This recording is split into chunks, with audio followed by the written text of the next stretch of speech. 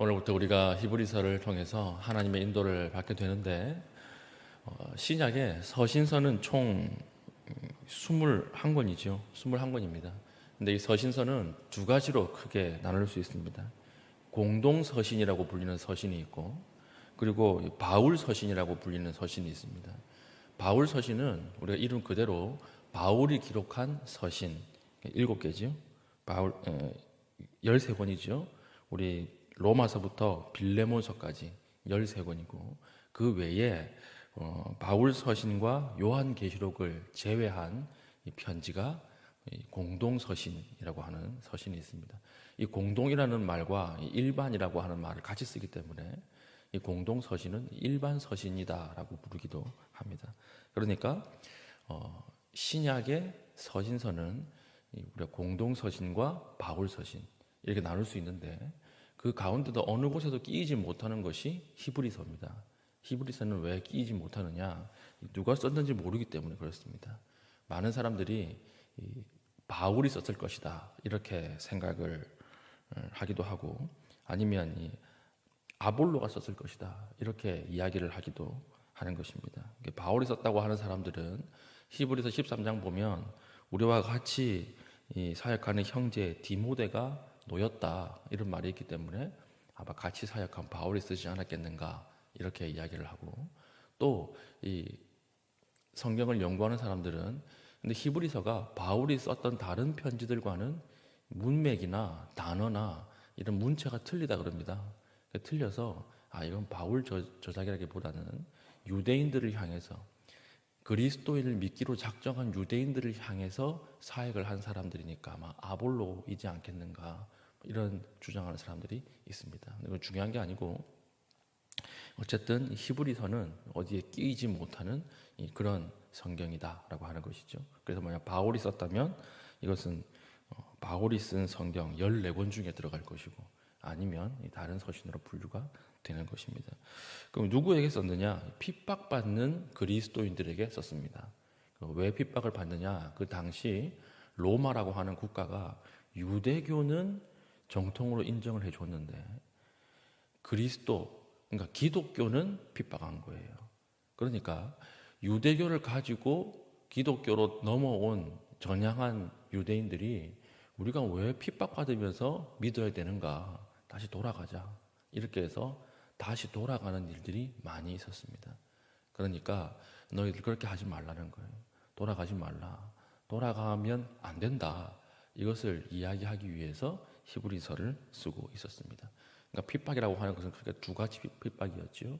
외부에는 로마에 대한 핍박이었고, 내부에는 유대인 교사들, 그러니까 거짓 교사들이 들어와서 사람들을 막 미혹해 하는 이런 일들에 맞서서 이것을 신앙을 견고하게 하기 위해서 히브리서를 기록을 하였습니다.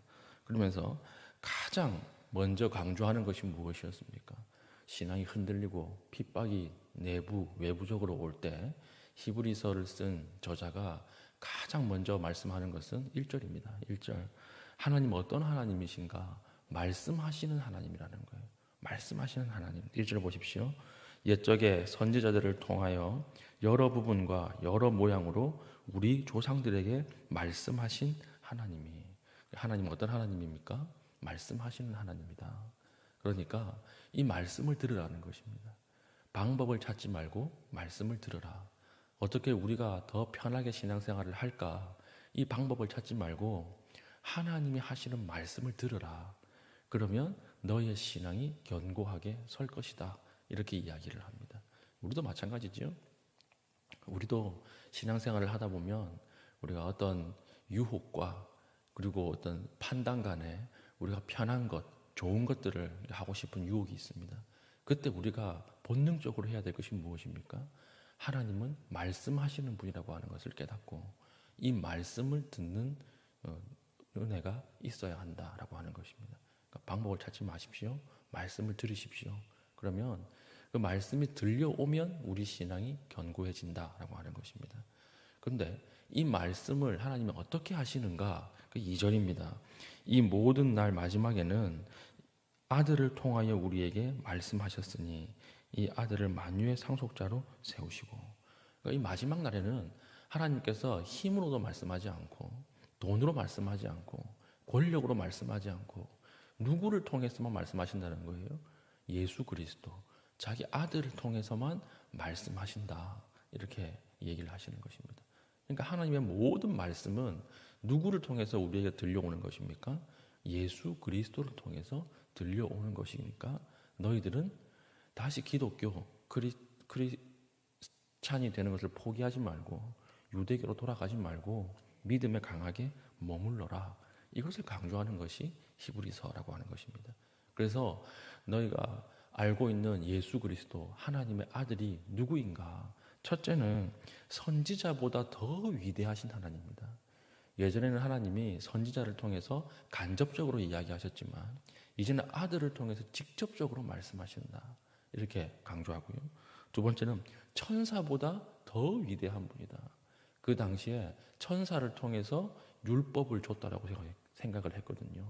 그러니까 너희들이 모세에게 준 천사보다 그리스도는 훨씬 더 대단하고 영광스러운 분이다. 이렇게 이야기를 하는 거예요.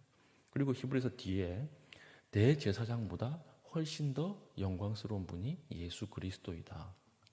유대인들이 생각하기로 최고의 하나님 앞에 쓰임받았던 사람들이 선지자, 천사, 제사장보다 그리스도가 훨씬 더 위대하다. 이것을 강조하는 것이 히브리서라고 하는 것입니다. 그러므로 그리스도 안에 있을 때에 말씀이 들리고 그 말씀이 들릴 때 그리스도를 통해서 우리가 모든 위기를 넘어갈 수 있다라고 하는 것이요. 쉽게 이야기하면 무슨 말입니까? 그리스도와의 관계를 회복하라는 거예요. 위기가 오고 위험이 왔을 때 그 방법을 찾으려고 하지 말고 말씀이 들리는 것을 그쪽으로 나아가야 되는데 그것은 그리스도 앞으로 나가는 것이다. 이렇게 이야기를 하는 것입니다. 오늘 우리 점검하고 묵상할 때 나와 예수님과의 관계가 어떻습니까? 이 관계의 거리에 따라서 우리 신앙의 색깔과 영성이 결정됩니다. 그리스도의 관계에 따라서 그 간격 차이에 따라서 우리 신앙의 깊이가 결정이 됩니다. 예전에 한번 말씀드렸죠. 모든 문제와 위기가 올 때 가장 먼저 점검해야 할 것은 예수 그리스도와의 관계예요. 오늘 나와 하나님과 예수님과의 관계는 어떠십니까? 멀리 있습니까? 아니면 붙어서 동행합니까? 우리가 그리스도를 쫓아가는데 그리스도와 나 사이에 그 사이에 아무것도 끼어 들어오면 안 돼요. 그러면 그리스도가 안 보이고 그게 보여요. 제가 동창회 안 가는 이유 말씀드렸죠. 동창회 갔다 오면 나보다 훨씬 더 공부도 못한 이 인간들이 엄청 떵떵거리고 잘 사는 거 보면 배가 아파요. 배가 엄청 아픈데 그 배가 아프면서 제가 깨닫는 게 있어요. 아, 주님과 나 사이에 아무것도 끼어 들어오면 안 되는데 이게 동창회 갔다 오면 이 동창들이 그 사이에 끼어 들어오는 거예요. 그러니까 제가 서글퍼지는 거예요. 그러면 안 돼요. 우리 사이에 끼어 들어오는 것이 무엇입니까? 그리스도의 관계를 점검하십시오. 그리스도로 충분합니다. 그리스도로 만족할 수 있습니다. 왜 그렇습니까? 그리스도가 천사보다 더 뛰어나고 그리스도가 대제사장보다 더 뛰어나고 그리스도가 선지자보다 더 뛰어나는 그 하나님이 그리스도를 통해서 오늘 나에게도 말씀하고 계시기 때문에 그렇습니다.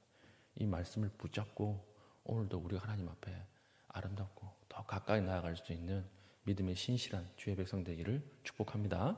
아멘. 기도하겠습니다. 하나님, 오늘 주 예수님을 더욱더 깊이 알 수 있는 은혜를 주시고 성령 가운데